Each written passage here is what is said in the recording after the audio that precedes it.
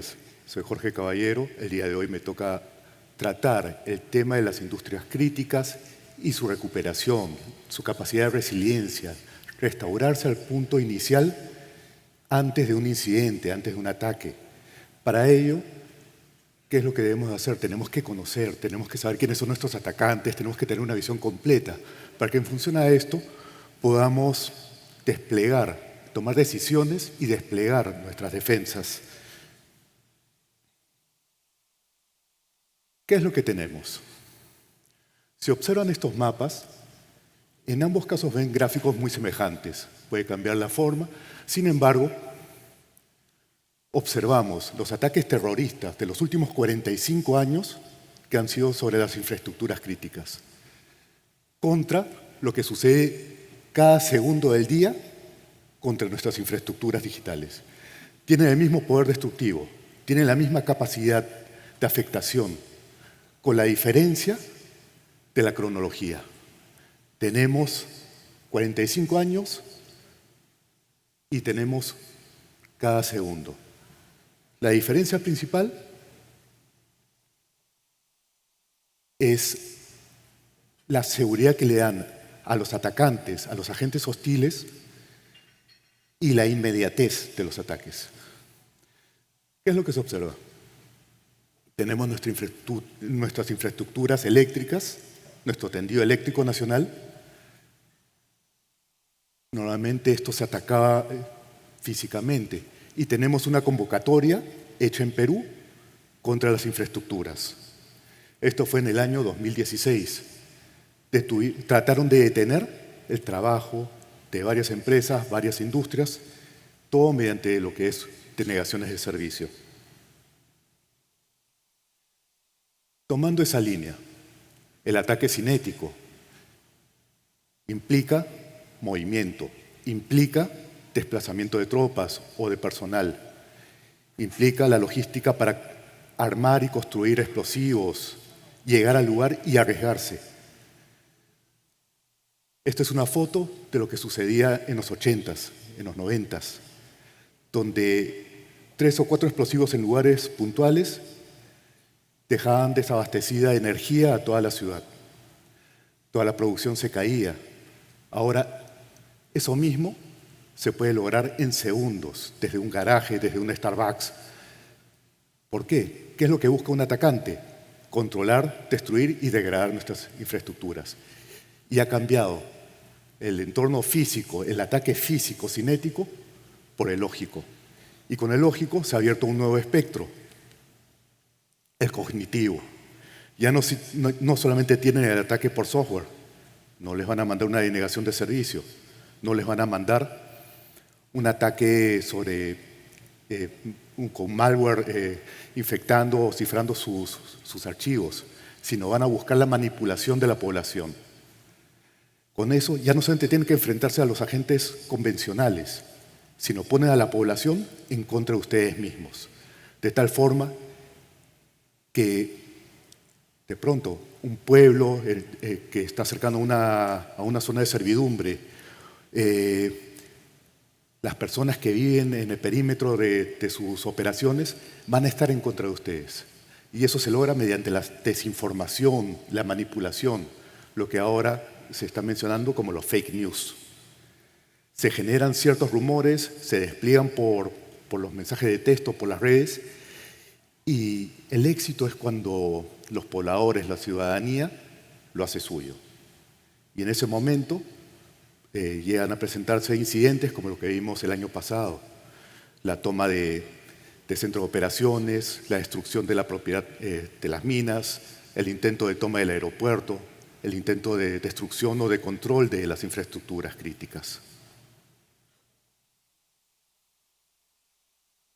Estos incidentes normalmente aprovechan los conflictos sociales, amplifican la sensación de molestia, de disconformidad que tiene la población. Y en el mapa de conflictos, ustedes mejor que nadie pueden identificar que están muy relacionados a las zonas de los proyectos mineros, de denuncios mineros y petroleros. Hay algunos que lo hacen porque verdaderamente es muy lucrativo. Hay algunos que se han especializado en este tipo de eventos. Recuerdo en Cajamarca, habían dos agentes puntuales. Uno de ellos trabajaba como obrero, tenía buen sueldo. En ese momento, para alguien de sus capacidades, era bastante elevado. Sin embargo, cometía bastantes errores, por decirlo menos. ¿Y qué era lo que hacía? Cuando se presentaba la posibilidad de que iba a ser sancionado o despedido, iba a su pueblo, a su comunidad, y los azuzaba para ir en contra del proyecto. Ese señor, bajo esa premisa, se juntó con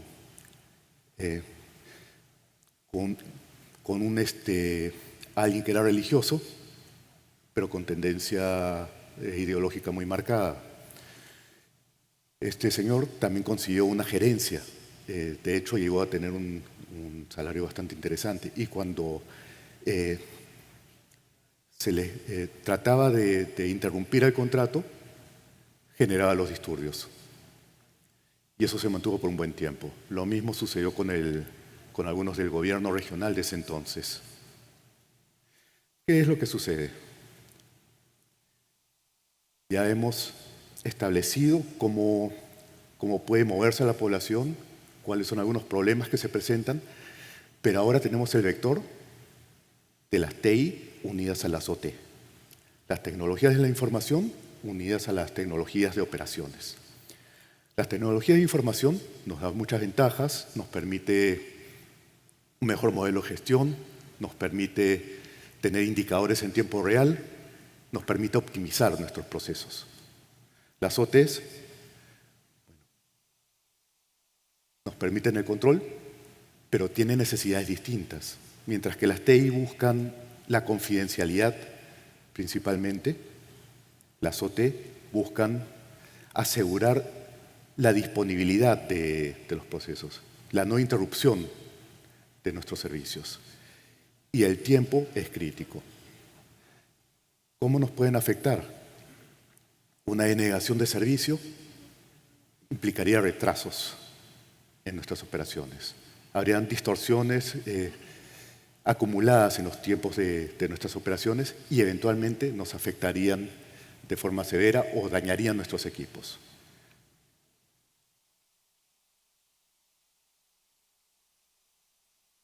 Nuestras infraestructuras críticas son todas aquellas infraestructuras, valga la redundancia, que no pueden ser reemplazadas.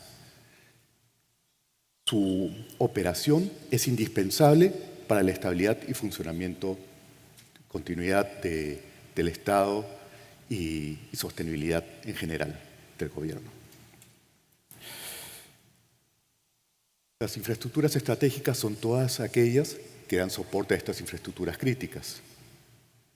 Y el sector estratégico, el minero, por ejemplo, es el que aprovecha estas estructuras estratégicas, generan una actividad, una labor, que es la que permite la gobernabilidad y la continuidad país. Si alguno de estos falla, el país colapsa. Vayamos al ejemplo de lo que sucedió en el año 2017, fenómeno del Niño. En el norte hubo las inundaciones, las lluvias que todos conocemos, y estas afectaron específicamente las comunicaciones. Ustedes me dicen, ¿pero qué? ¿No se ha previsto una ruptura de las fibras de los canales de comunicación? Sí, sí se ha previsto. Tiene redundancia, 4 canales de redundancia. Se considera que puede llegar hasta dos rupturas, pero no se consideraba las 4. Se rompieron las 4. En ese sentido, ¿qué sucedió? Todo el norte se quedó sin comunicaciones. Se tomó 24 horas en preparar el equipo para que vayan a restaurar el servicio, llevaron los equipos, todo lo que se necesitaba, y llegaron al lugar. Una vez en el lugar, ¿cuál fue el problema? Estaba lleno de fango, estaba húmedo, no se podía trabajar. Hubo que esperar una semana para que se seque y puedan limpiar el lugar. Una vez hecho eso, restauraron, hicieron todos los mantenimientos que tenían que hacer y se presentó la siguiente situación. Ya no había energía. Se restauraron las comunicaciones, llevaron motores, generadores para mantener la disponibilidad del servicio de comunicaciones, pero la población ya no tenía energía. Simplemente no pueden utilizar los servicios que ya estaban disponibles. ¿A qué lleva eso? Nos llevó a aprender, primero, los tiempos de tolerancia que tenemos ante un evento mayor. Si tenemos un corte de energía, tenemos 72 horas antes de que todo empiece a colapsar. ¿Por qué? Normalmente tenemos nuestros generadores con un abastecimiento suficiente para cubrir esas 72 horas. Es lo común. Lo tienen en los hospitales, lo tienen en los bancos, lo tienen en los ministerios, lo tienen en las industrias. Una vez que se acaba eso, todo se detuvo. No tenemos computadoras, no tenemos transacciones, no tenemos control de ningún tipo.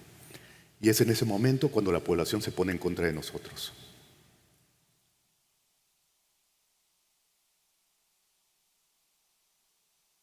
Ahora, a ese problema súmele la exposición.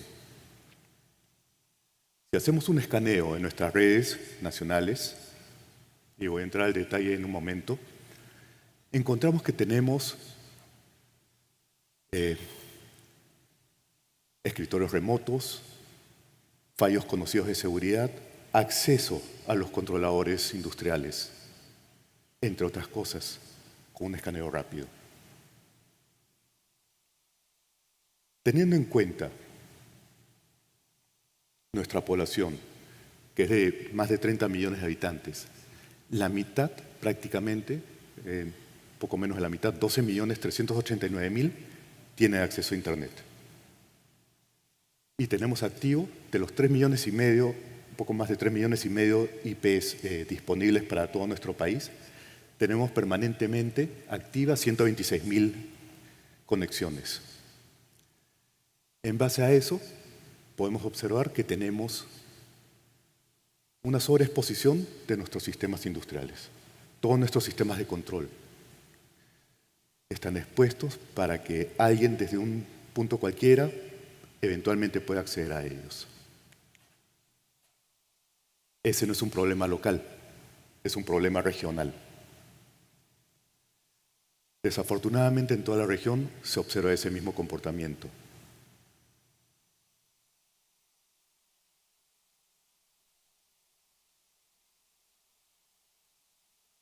Ahora,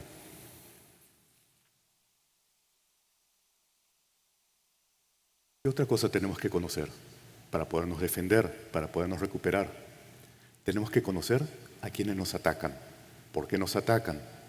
Encontramos que tenemos dos grupos bien marcados. Algunos con una muy alta capacidad técnica y otros con una capacidad no tan alta. Dentro de esa capacidad técnica alta tenemos a los delincuentes de bandas organizadas, tenemos terroristas, tenemos ejércitos, los cibercomandos. En el caso de lo que más me preocupa usualmente, los terroristas nos pueden hacer sabotaje. Los delincuentes nos van a extorsionar. Y en base a lo que hemos visto hace un momento, solamente necesitan un poco de paciencia para identificar, sea por el escaneo de rangos de IP o por la búsqueda por dominio, pueden llegar a nuestras infraestructuras. Una vez que lleguen a nuestras infraestructuras, van a hacernos reconocimiento.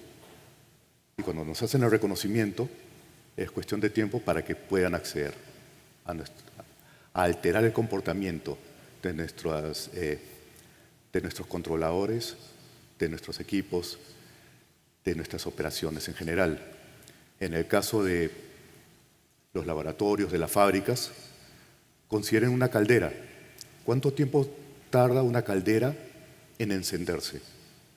Si se apaga, tienen 12 horas de desfase, desde el momento de encendido hasta que es operacional. Lo mismo sucede con los otros equipos. Si hablamos con las chancadoras, con las procesadoras, con los equipos de radiofrecuencia que utilizamos para el control de los SCOOP, de los demás equipos, tenemos un desfase y tenemos la posibilidad de afectación hasta el daño personal de nuestras personas o del ambiente. ¿Qué es lo que sucede? Esos grupos, los terroristas, los delincuentes, los cibercomandos, alguien que está molesto con la empresa o incluso un estudiante que quiere ver qué tan bueno es, tiene distintas motivaciones. Si lo cuantificamos, la motivación es una función de la ganancia menos el costo. Y en nuestra región el costo es demasiado bajo. ¿A qué me refiero? Tienen impunidad, no hay denuncias, no hay detección y no demora mucho tiempo para lograr infiltrar una red. Sea porque se ha hecho ingeniería social, sea porque se ha explotado alguna vulnerabilidad, sea porque el método que sea. El coste es bajo. Saben que si los detectan lo pueden pasar como parte de una lucha social, lo pueden pasar como algo casual o pueden haber utilizado un proxy y asumen que no los van a detectar. La ganancia es el prestigio, el dinero y la seguridad. Muchas veces, y eso lo hemos detectado en algún momento, habían administradores que ellos mismos pasaban información en los grupos de hacking para poder atacar, o consultores que compartían información sobre las vulnerabilidades en los grupos de hacking para que los ataquen. Y en función a eso, presentaban propuestas de mejora y lograban un nuevo contrato. También estaban las malas prácticas. A veces se contrataban empresas que a su vez subcontrataban a otras personas y estas, pues hay que decirlo, eran de Wilson. Y lo que hacían era extraer toda la información de los servidores, formateaban los servidores, restauraban la información y se llevaban los discos con toda la información que habían encontrado. ¿Cuál es el resultado? Tener un volcado completo de los proyectos, las prospecciones, las sísmicas, las imágenes satelitales, hasta los modelos LiDAR en algunos casos. No sabían cómo levantarlos, pero los tenían. Y todo eso lo están ofertando en paquetes de 20 soles en el centro de Lima.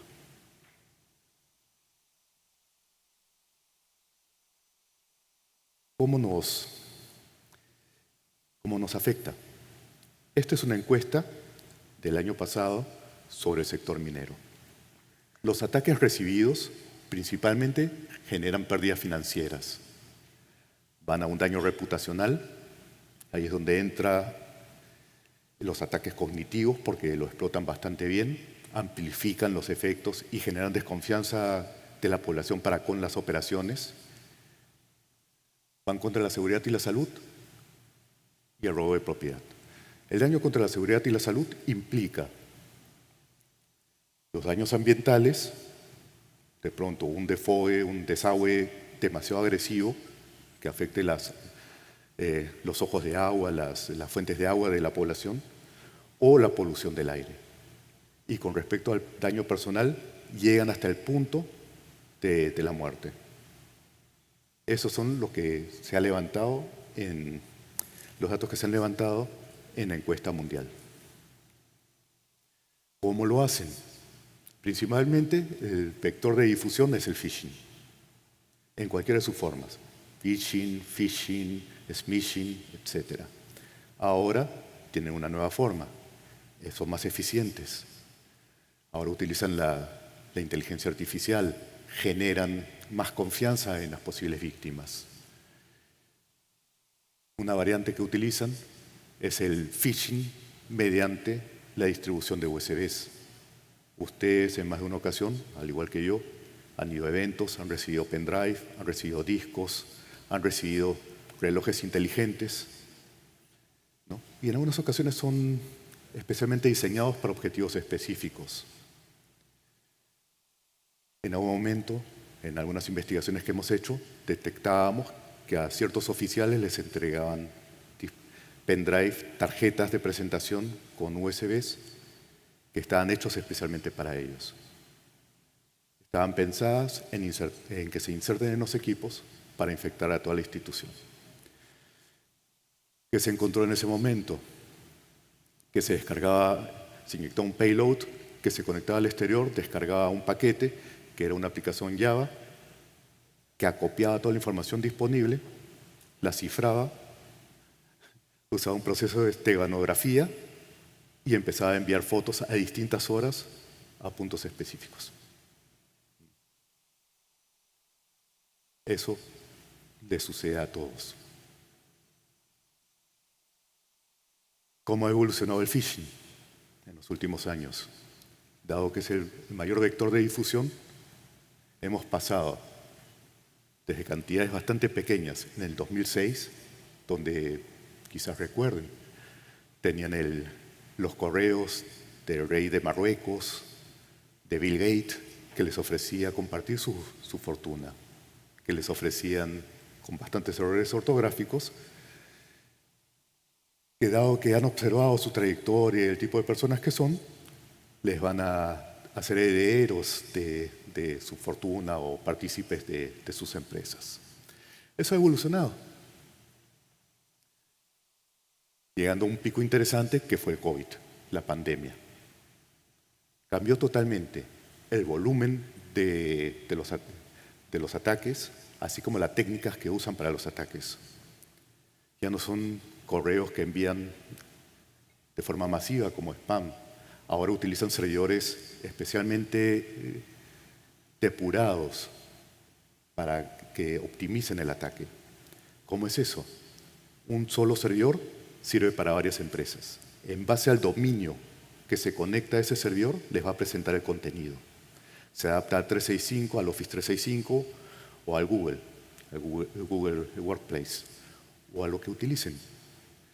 Ese servidor, cuando detecta la conexión, hace la búsqueda en el dominio, jala los logos, todo lo que presenten en los portales email, exchange, etc., para hacer un clon en el momento y engañar a la víctima, darle confianza al destinatario de este correo.